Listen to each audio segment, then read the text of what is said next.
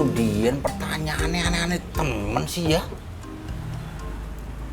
Jelaskan perbedaan antara transmisi pada kendaraan dengan transmisi pada kekuasaan. Agak nyambung. Liwat pertanyaan yang lain aja. Ngapain sih lu, Bor? Serius amat lu, udah kayak mikirin negara. Ini ngisi undian motor, hadiahnya motor. Motor apaan? Motor listrik. Nah, ntar kalau gue dapet motornya buat gue, listriknya buat lu ya. Usah, gue udah punya listrik di rumah. Ya udah, bantu ini. Pertanyaannya susah-susah nih. Ya.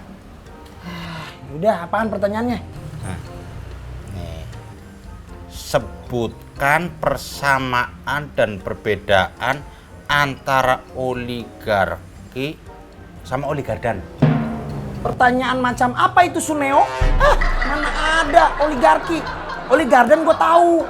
Kalau oligardan gue tahu, oli buat ngelicinin transmisi pada kendaraan. Tapi kalau oligarki, oli buat apa aja, Cok? Otak lo yang kagak nyambung. Setahu gua tuh ya, yang namanya oligarki itu hubungannya sama yang namanya kekuasaan. Nggak ada hubungannya sama kendaraan. Ya lu jangan nyalain gua lah. Ini lu salahinnya bikin pertanyaan. Udah ketahuan kagak nyambung pakai bikin pertanyaan. Itu namanya pertanyaan ngejebak, Boris. Biar orang pada kagak bisa ngejawab. Jadi hadiahnya nggak keluar. Tar. Apa? Gue sekarang tahu jawabannya. Apaan? Persamaan oligarki sama oligardan itu sama-sama oli. Tapi perbedaannya, kalau oligardan untuk kendaraan, tapi kalau oligarki untuk kekuasaan. Ya kan? Lu jawab begitu aja tuh, ya kan? Biar yang bikin pertanyaan bingung juga sama jawaban lu. Iya. Kirain ini mau kendaraan aja yang pakai oli. Ternyata kekuasaan juga pakai oli, oligarki. Oligarki itu kekuasaan yang dikendalikan oleh sekelompok atau segelintir orang untuk kepentingan mereka sendiri. Nah, biasanya nih mereka itu bisa disebut juga bohir. Lu tahu nggak? Bohir, bukan bokir. Ya.